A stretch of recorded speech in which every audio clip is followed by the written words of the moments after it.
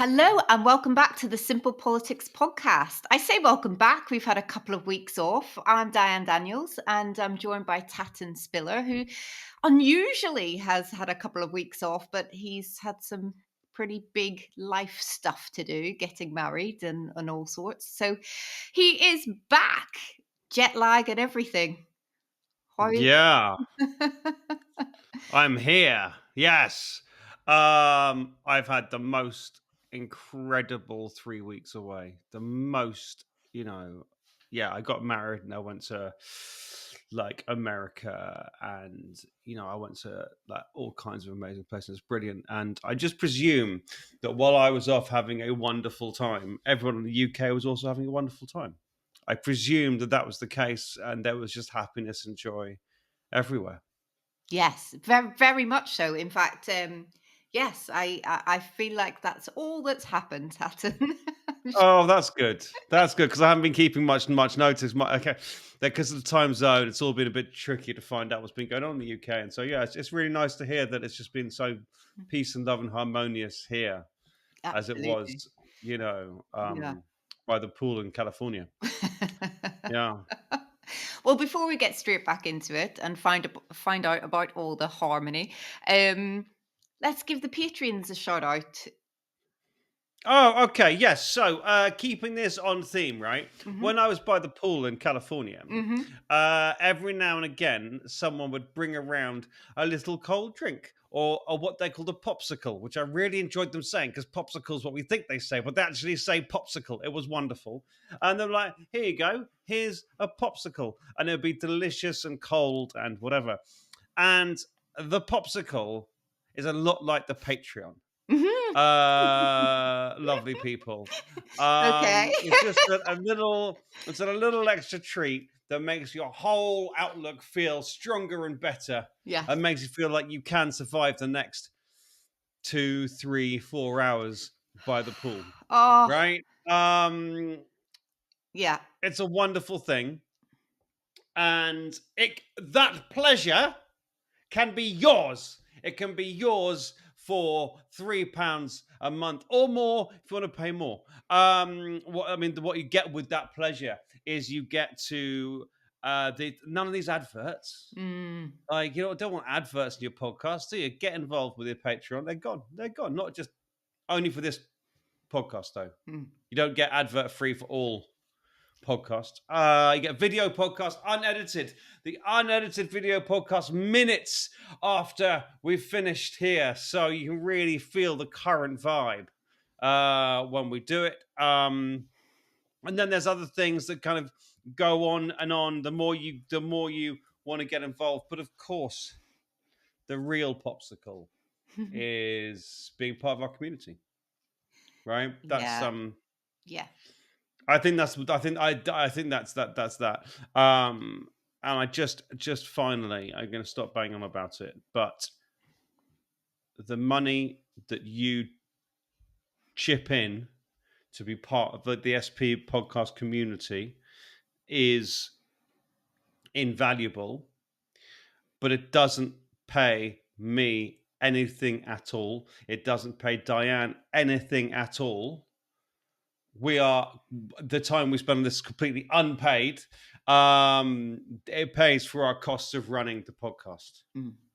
And I always say this, I don't want to give it up. Of course I don't, probably won't do anyway, but we need to make the numbers work or we can't, funding SP is hard right now. And if we can't, if we have to jettison things that are losing us money, well, that could be that could be this podcast. Mm. So yeah, Yeah. chip in, have a popsicle, get through the next few hours by the pool, and www.patreon.com/simple politics. Fabulous. Before we move on, one final thing. How many Oh, times are you going to mention the Californian pool this episode? Because I'm not sure I can cope with the jealousy. I think there's at least I'm Three. Well, God. I'll tell you what, Yeah. because we're in the mountains, and it was properly amazing because it was like these are literally the mountains of the Wild West. This is literally the of mice and men that I've taught for years. This is the gold rush. This is some serious stuff. It, I think that this episode should be called Simple Pool Oh. because I'm going to talk about it a lot. Oh my God. and then and then I'm gonna tell you that I'm going to Northern Ireland for my holidays. Brilliant. Okay. I also, just before we Mhm. do move on, I also went to Seattle where I got in a boat and I saw a whale, a humpback whale. Was basically, yeah, that's it. That's it. That's what I'm going to talk about. Amazing. Okay, let's move on to top posts this week. This is what have been the biggest posts on socials. Always a surprise. Always really, really does give us pleasure at seeing what you've liked and shared and commented on because it's never what we think it's going to be. So, so in at 3, Tatum, what have we got this week? Well, what's quite nice is that I haven't seen any of these stories before about 5 minutes ago, so I can fill you in with serious expertise. Um, Driving theory test is now going to have questions about CPR on it, and that's really cool. Like using this is such a great idea. We need more people to be able to administer CPR or be happy to use public defibrillators or whatever it might be. Um, that's really super important. My wife, woohoo! But my wife's dad died of a heart attack, and he was in public.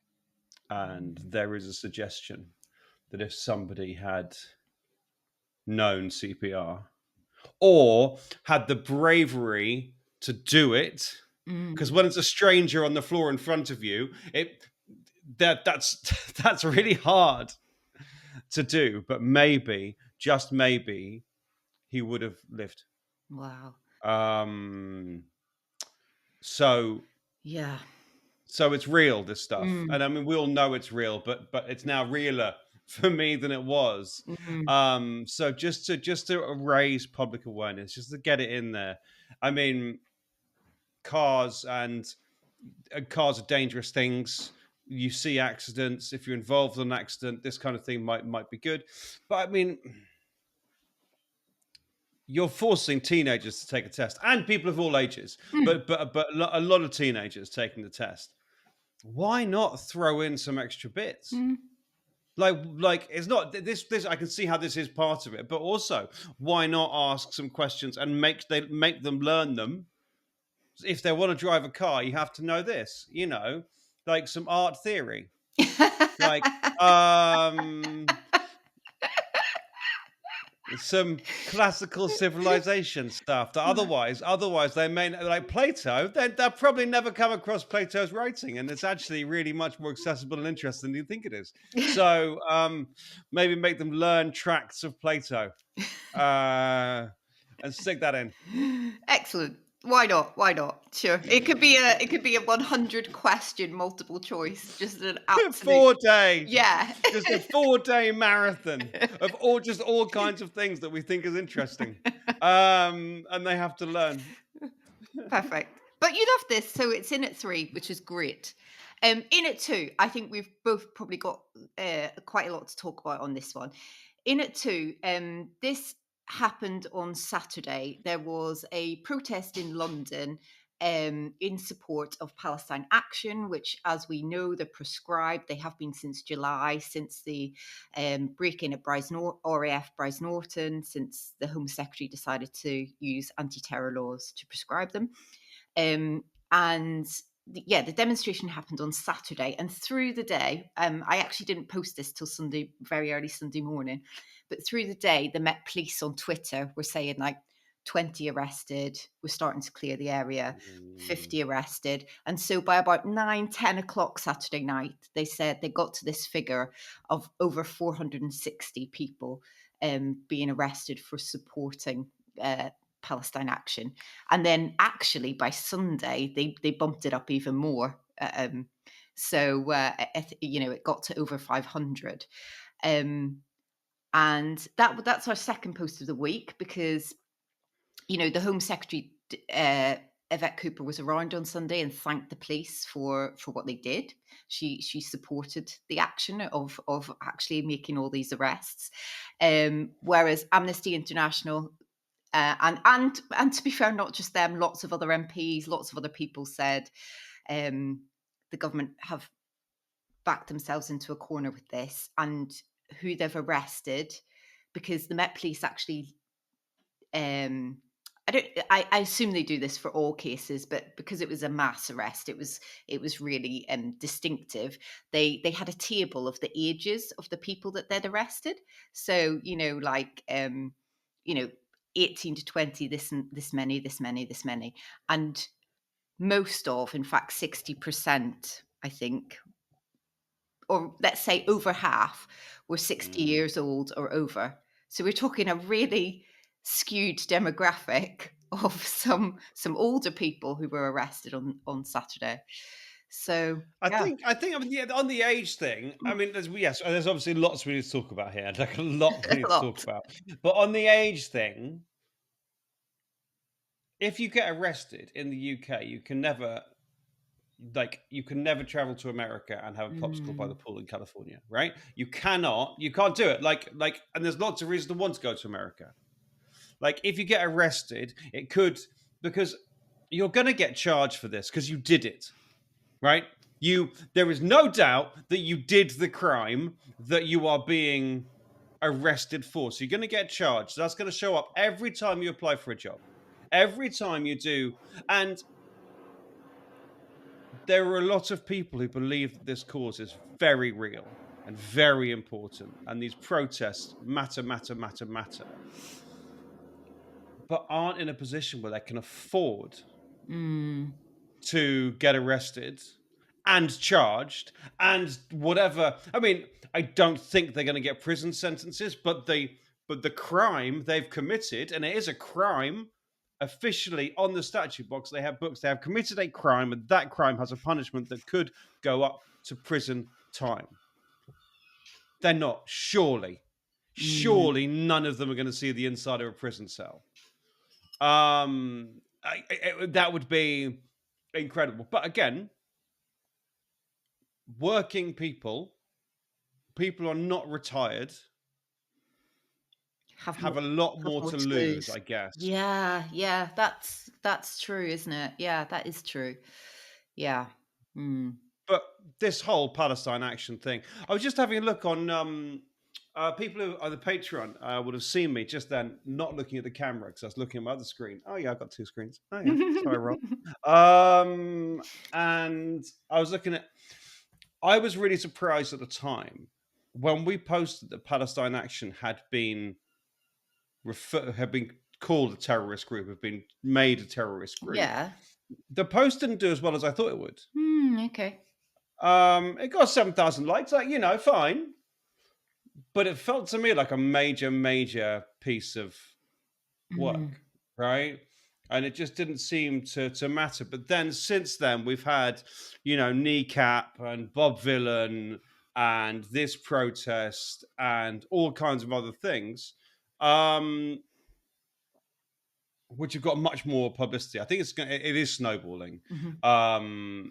They are not 100%. Palestine Action are not as bad as Al Qaeda, right? They are not that threat. And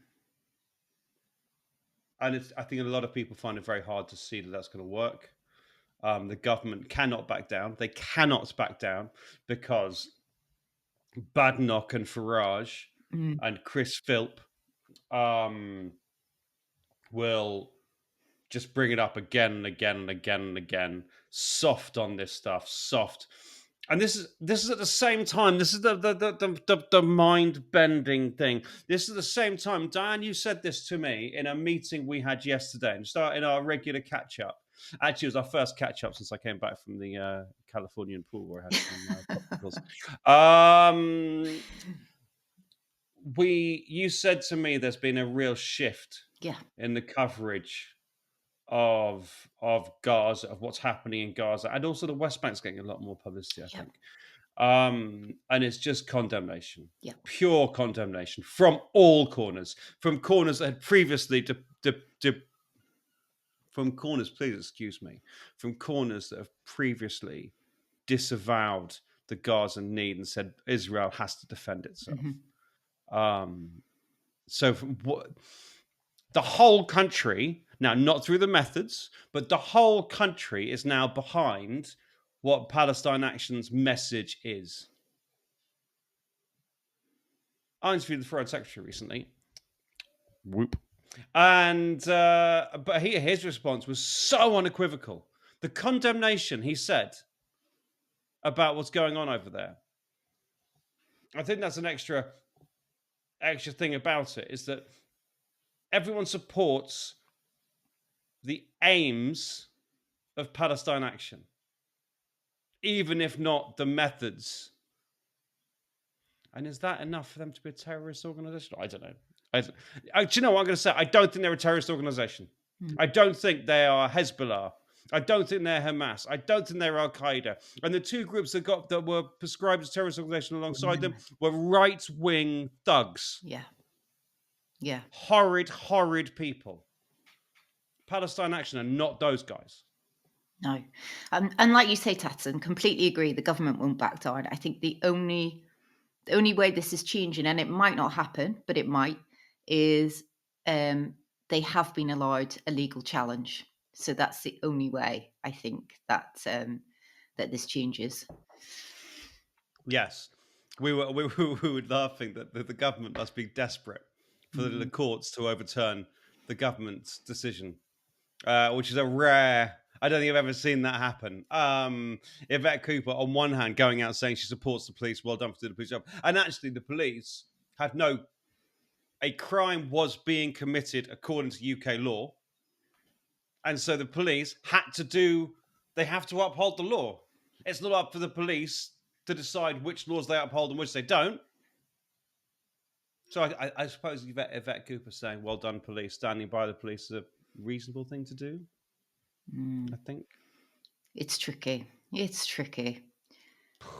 Yeah. But there'll be lots more on this. There'll be lots more on it. So it's an ongoing story.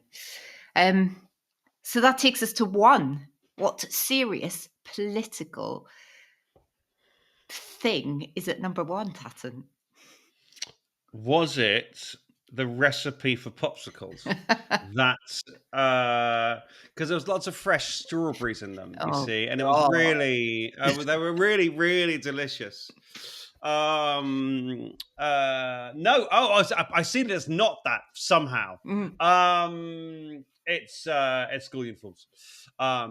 This is always a huge topic on Simple Money as well as Simple Politics, because it's really expensive. And the problem with kids, and I'm talking from experience here, is they keep bloody growing. They do.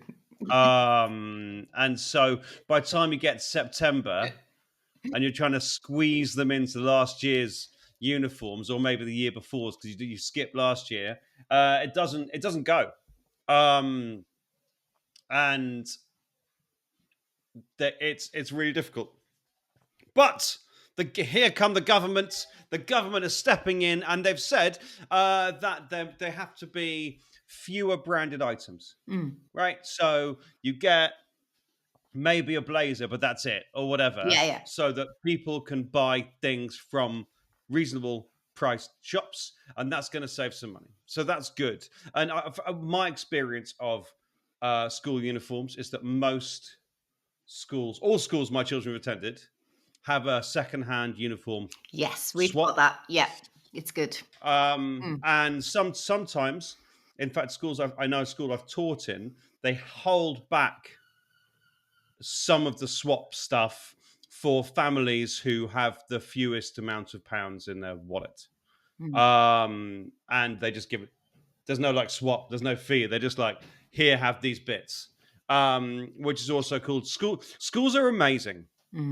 Like a lot gets swept away in education department's, spending or thoughts or conversation. But schools are amazing. They do what they can to help out their young people. But also, even if it does save 50 quid from this thing, we're still talking £442 is the average cost. Yeah, for Like secondary. And for yeah, secondary. and that was everything. So that's your shoes, your winter coat, your, Mm. when you do all that, trainers for PE. Yeah, you can see how you get to that. You can see. Yeah, yeah, oh yeah, absolutely. Yeah. And you know what? I am in the position that we can deal with that. Mhm. That cost. Um, but there are so many people who find that really, really hard to put Yeah. together £442. And it's this is just to go to school. And for me, the one problem with being able to go to any shop to buy stuff is that people with the fewest money, people with the least money, end up buying the worst stuff Yeah. because you get cheap things and it's thin and it's not nice material and it's not comfortable and it doesn't last very long. So then they need to get another pair and another pair. So this is one of the many ways in which people without money pay more money for things than people who have money. Because if you can just get one nice set at the beginning, that can last the whole year, and the knees won't wear out, and they'll be warmer in the winter. Mhm. And it's Yeah. really we're just talking about inequality here, aren't we? We're just talking about people in poverty, Mm. and this country has a lot of people in poverty, Mm. and it's very awful. Yeah. And poverty is going to be such when Parliament's back, Mm. child poverty and strategy for that is going to be such a huge thing. Because we're all waiting on it. We're all kind of waiting on the outcome of working groups and different things. Yeah, and the review. Yeah.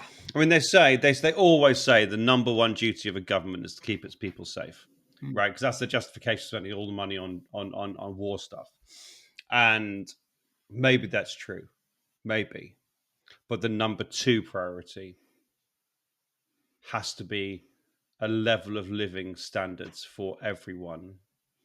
Zero people in poverty, in absolute poverty. The way relative poverty is worked out, you can't have zero people in relative poverty. But in absolute poverty, we should not have anyone in this country living that way. Mm. So Yeah. yeah, we'll see. Okay. That was post of the week. Let's go on to mailbag and questions. It's been really good to hear from people because it has been a couple of weeks. And we had some great questions come in. We'll see if we can get through a few, just because it's been a while. So let's see. Let's see what we can do. The first one's from Peter, and Peter wants to know a bit more about lobbying. So, Tatton, if you could tell us a bit about lobbying. I mean, he's got a specific question, which he says, what kind of groups spend the most on it? Um, so, yeah, what can you do for Peter? Oh, Peter, let's just Peter, you know what you're talking about, but I'm just gonna Hmm. gonna rewind a little bit about lobbying. Lobbying is when you speak to somebody and try to persuade them of your point of view, Mm, right? And you might, if you can get access to a government minister, that's brilliant because the government are what's actually in charge, right? You can lobby the Conservative, you can lobby anyone you want. You can lobby a member of the Liberal Democrats to win them over to your perspective. What about Liberal Democrats? To legalize drugs, right? Legalize cannabis. You can persuade a Liberal Democrat MP, and then that's great. You've got a Liberal Democrat MP on board. Obviously, it doesn't make any difference because the Democrats can't make any changes anyway. But you've done that. But if you can get to the government and persuade them, now we're talking. But it is hard to get to the government mm. because they're busy people. I've been trying to get a meeting with a couple of people from the government recently. It's really tricky. So one way to do it is give them stuff, Mm. right? If I Mm. invite you to my box, Oh, the if I hospitality invite box, yes. you to my box to see what was it Rachel Reeves was watching? Was it Swifty? Swifty, I feel like it's Swift. I feel like it was Swift. So Yeah. Rachel Reeves took a box Mhm.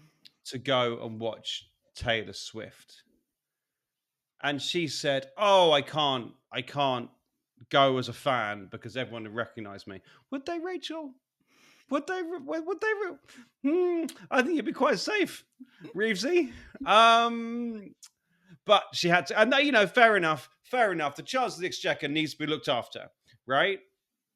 But then she accepted a space in someone else's box, right? She didn't pay for her own box. She accepted space in someone else's box. And so people were like, I saw some guy I don't like in general on Politics Live saying, "Oh, it's just a gig. Why can't you go and enjoy the gig? Oh, come on. What's Taylor Swift got to say about it?" But he was being intentionally dismissive because he's a general, someone I don't like. Because to make a point, because for me, what the person who has given those tickets to Rachel Reeves has got is full access to Rachel Reeves, the Chance of the Exchequer, for 3 hours, right? When the Chance of the Exchequer is having a good time, when they're in a good mood. That is access. That is access money cannot buy, but corporations can get involved with. So lobbying, there's nothing wrong with lobbying. You can lobby your local MP to help you stop a housing or get more SEND education or do whatever. You can lobby, and lobbying is a really important, integral part of our country. You have to be able to lobby. Peter's question is on which pressure groups spend the most. Nobody knows because it's murky.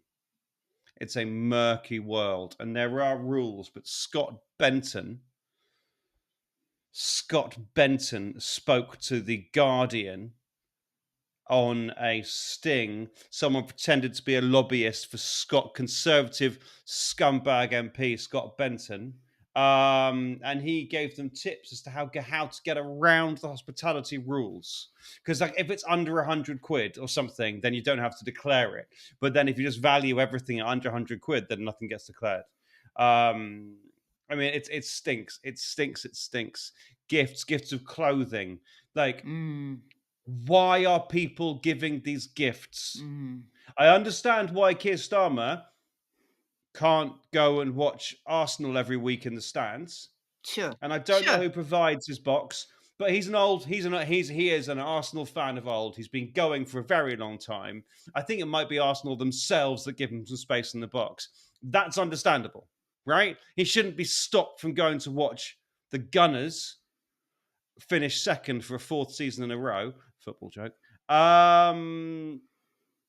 But He shouldn't be stopped from doing that. but That's not dodgy. but does he need new tailored suits from a rich donor?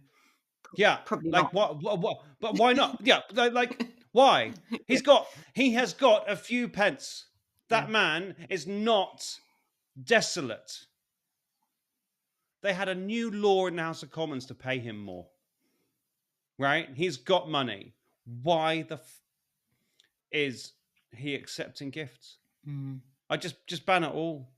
Like, if I want to lobby my local MP, who is Rosie Duffield, who was an independent MP, even though when this constituency voted for her, she was a Labour MP. She then, about 2 weeks later, quit the Labour Party.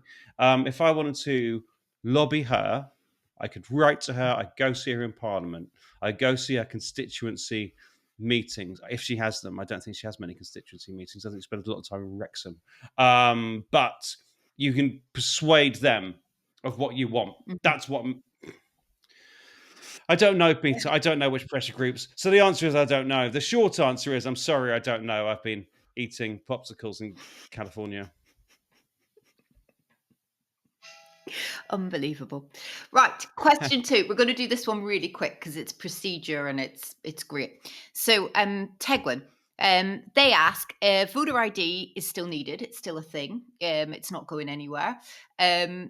But 16 and 17-year-olds are gonna have the vote at the next general election, and they don't have ID. Will that be a barrier to them voting? Now we work really closely with the Electoral Commission, which is great. We love the guys over there, and having a look at what they've said so far, they're all over this. You know, they're all over it. We've got quite a few years until we get to 2029. I nearly said 2019. That would It feels like there's still time to go for that as yeah. well. So there are things that 16 and 17-year-olds will hopefully have. So if you've ever been abroad, you might have a passport, but you might not. You might have a proof of age, kind of like a pass card. The voter authority certificate for people who don't have anything will be probably quite big. We'll probably get that's something you can apply for free, send off and get it. That will probably get all of the Mm, press for people who need something. But final thing on this, they are looking at bank cards. Bank cards are going to stop BID hopefully by the next general election. They need to change a couple of things to do that, tweak a couple of things. But most 16-year-olds probably have a debit card, I would say. Um, so that will hopefully help. and the joy of it is also that schools can help. Mm, Schools or college, you have to be in educational training when you're 16 and 17. So there will be infrastructure there to support people in a way there isn't for 18-year-olds or 19-year-olds. mm, There's going to be infrastructure in place to help you get that certificate if you need one. yeah. But we're going to get this. Also, we should say hi, Teg. Teg's a big supporter of what we do. So hi, Teg. We This bill is going to come in the next parliamentary session, Mm, right? yeah. Yep. So all of these questions will be ironed out before it comes to the House of Commons. So expect to hear about this and how it's going to work from the Electoral Commission, but also from the government over the next 6 months. Mm, Because then, when the bill hits Parliament, they'll know how to make it smooth, mm, right? mm. Because they're aware of this. We do work with the Electoral Commission, and we love them very much, and they're doing the best they can, right, Diane? Yeah, absolutely. Absolutely. Right. Question 3. Ready for this? This is from I don't even really know. It's just a collection of letters and numbers. This person's username. So we'll just go. Why are you so rude about iron? Yeah, but no, great username. But they've asked, what is the latest with the renters' rights bill? You know all about this, Diane. I know a bit about it. You Um, know everything. Tell us. so it's not had royal assent. It's not law yet, and we really thought it would be. Um, so this was a manifesto thing from Labour because they were really clear they wanted to end no-fault evictions, particularly those no-fault evictions was one of the big things they talked about pre-election, and it was going to happen almost immediately. And unfortunately, before the summer, which we really thought we were all geared up for renters' rights being like one of the big last things of the summer, Yeah. it got a bit held up.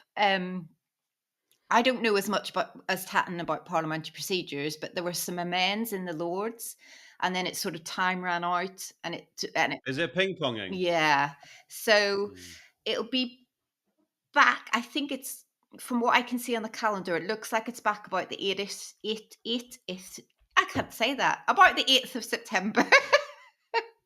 It looks like it's coming back to the Commons, and then should hopefully, if those Lords amends all go smoothly, should hopefully go through. Um, but when you look at this, it's really interesting because on various blogs and things where people talk about the government and what their plans might be, a lot of people are saying they want this signed, sealed, done by Labour conference because they want to stand in conference and say delivered Mm. because that'd be nice, right? Yeah. Mm, But it's also really important that we get it right. mm, The Lords aren't making amendments for fun. true, There are true. problems the Lords can see with the bill. And I've just looked here. There are 32 pages of changes, Wow. which is one of the most I've ever seen. It's a really important bill that will really help protect people. And some of these changes put those make those protections stronger in some places, and in some places, oh, we can't do that because of this reason. This will be an act of parliament that will change people's lives. Don't rush it through so it can make a flashy speech, right? That's terrible politics. It's terrible politics. Oh, it's conference time. Let's just steamroll over the Lords and tell them to go away. But the Lords won't take that. They'll keep putting him in. If they think, and the 9th, did you say the 9th of September? I think maybe even the 8th, because I had struggled to say it. I think it's the 8th. Hard thing to say. But then that is near the end. Oh no, they've got a week. They're 2.5 weeks this time. So they can ping pong it all week. So ping pong just refers to when amendments go back and forth between the Commons and the Lords, and they're trying to work it out. I just want it to be a good law, Yeah, right? yeah, I really want it to not be the courts to dismiss it, yeah. or there to be loopholes, or whatever unintended consequences. So I believe in the House of Lords. I believe when they're making changes, they're good changes. They're not just trying to wreck the government's plans. So I hope that it's not rushed through Mm, in time for conference. mm. Okay, fab. I think we might need to leave questions there on those three because we really, really want to spend some time on the next section. Um, let's go, without further ado, to Online Safety Watch. Now, I'll just do a little nutshell of what this is. We posted about pornography viewing figures yesterday. And the reason we did that was because age verification checks came in on the 25th of July as part of the Online Safety Act. I'm saying act now because it's a thing rather than a bill, when it was. Mhm. So trying to be correct. um, uh, And you are correct, so yeah, congratulations. thank you. Thank you. So these age verification checks were to stop, basically to make it safer for kids so that they don't see harmful content. Okay. But it's had a lot of unintended consequences and people are not happy about this. So Tatton, what's your take on all of this? Well, a lot of this did happen while I was looking at a humpback whale, an actual humpback whale, in between the US and Canadian border. It was so great. But so I'm going to take you back to some of the basics here, Mm, right? And this is again, a lot of this is taken from the meeting I had with Diane yesterday because mm. Diane's really clever and insightful. No, you But taught me something new, which I hope you're going to mention in a minute. so the point is, porn has existed since forever. Yeah, Like yeah. since forever, the sex industry is clearly, they talk about it, the oldest profession, right? You look, there are cave paintings of people having sex, right? These are, since we have had access to create anything, we have created porn. It has driven innovation in the internet in so many ways. Video online was really helped by porn because that industry is going to go and go and go and go. It used to be different. When I was a young teenager, there were porn magazines around Mm, and they'd be shared between boys. And but they were just like, yes, they objectified women 100%. Because it was just women posing, and women weren't allowed to spread their legs. So it was just kind of cheesecake women posing naked, lots of boobs, lots of bottoms. And you weren't allowed to have men, or you were allowed to have men, and men could be naked, but there was a rule about the Mull of Kintyre on Scotland, and this is what Diane wanted me to share with you today. The Mull of Kintyre, which was that a man's penis must not be straighter than the Mull of Kintyre. Right? So basically, you weren't allowed to have an erection. The Mull of Kintyre, I don't know if they would hold a picture up to a map, I hope so. and Yes. I hope so. I'd love that. But it objectified women, and wasn't massively positive. But compare that, fast forward 30 years, and It's a different world. it's a different world. Mm. These videos are just awful. Mm. They're just awful. I mean, for a team, they're generally not great as a whole, but as an introduction to sex, Mm. I mean, it's really terrible. And we're talking about children here. We're talking about the Online Safety Act. If you're an adult, Mm-hmm. you should be able to choose whatever you want to watch, right? As long as it's legal, and there are guidelines to make it legal. It's no longer the Mull of Kintyre, I can tell you that much. But as an adult, you can do whatever you want, right? But it's about protecting children, and everyone wants that. Yes. Everybody wants that. Yeah. Like people in the adult film industry want that.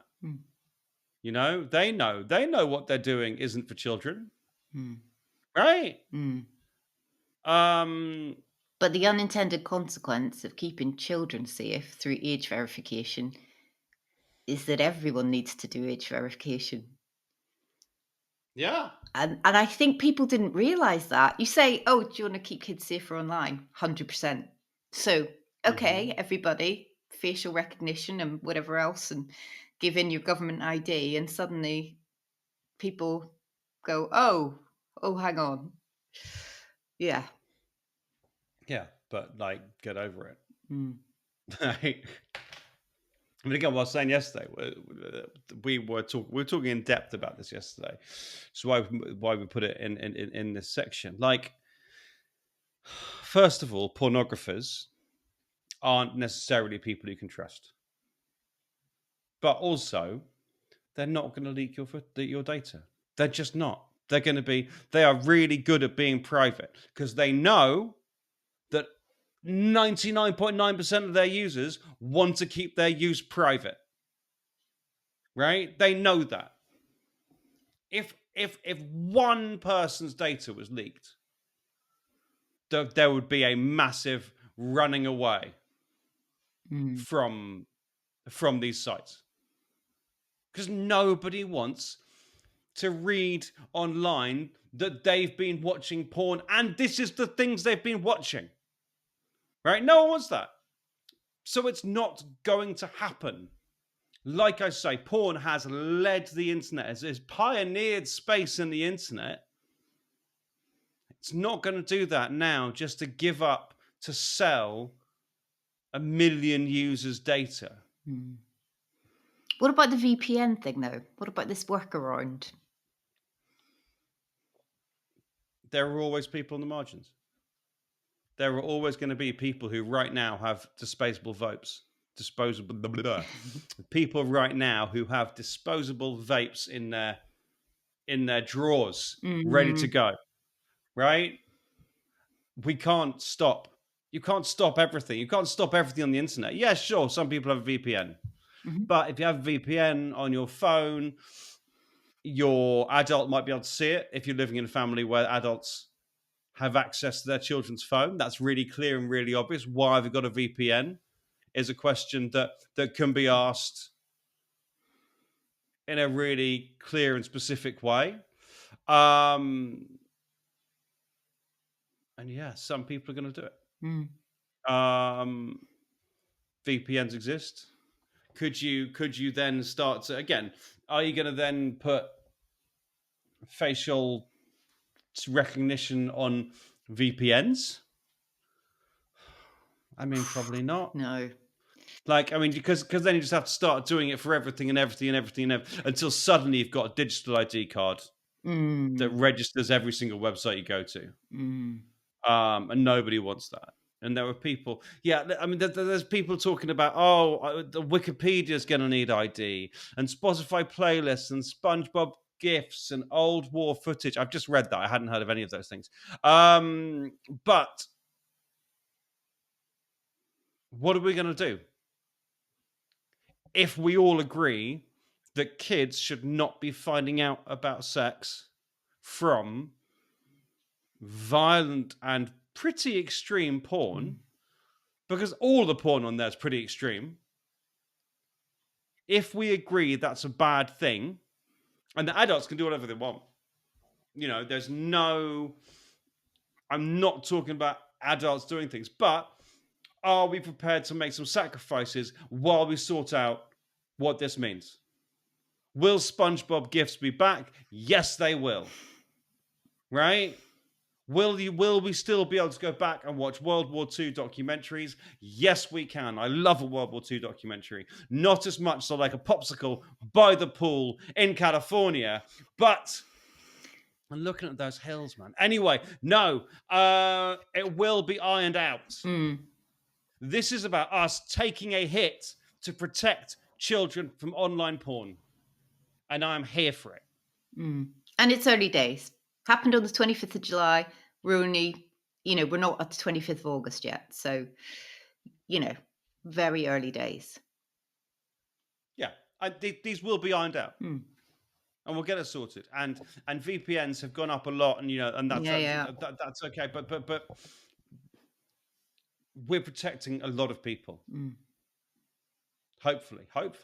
Like, I don't want my children finding out about sex that way. Yeah. Okay. That just leaves us to have a look in the crystal ball. Well, I'm going to be super brief on this because I won't be here next week. As I said, fine. Off to California, huh? off to have a popsicle in Belfast. Well, yeah, they can just be at ambient temperature. Don't even need to be in the freezer. No, I looked last night, in all seriousness, not having a go at Belfast, love you, but I looked last night and it's a whole 10 degrees cooler than Devon. So it's going to be a shock. Is it really? Yes. Oh my God. 10 degrees. That's yeah. Get the hoodies back out. Hoodies and jeans, man. Yeah, absolutely.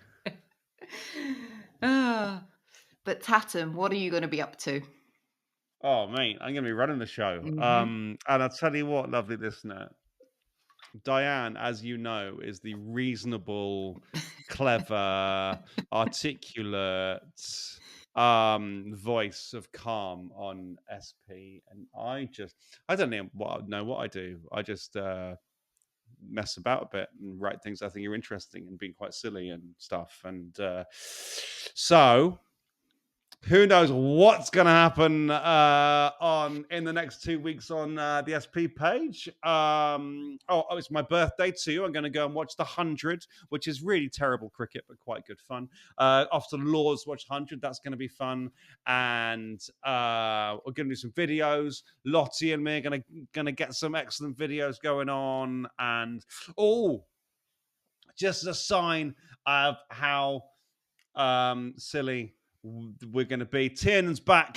The excellent Tiernan and me are going to sit here next Friday, and who knows how that's going to go. www.patreon.com/simple politics to be the first to see. Patreon listeners, please don't unsubscribe after next week's episode. I love T. Everyone knows I love T, and he's back with us. So it's all going to go on. No, there's no Parliament till the 1st September, which gives us, as we record, 16 days of silliness and frivolity. I can't. Frivolity. That's the one. Yeah. That's the Read one. a little weep, listener. Yeah, it's going to be fun. And yeah, we will see you. I will see you next week. Diane, another time of her not even bothering to turn up to Mhm, work. mhm. I'm with the Americans on how much annual leave you should have. They're allowed like half a day every Pretty other much, year. yeah. Like Yeah. it's just incredible how little leave they get. Yeah. So yes, thank you very much. Brilliant. Thanks, everybody, for listening, and speak to you soon. Bye. Bye bye bye bye bye bye.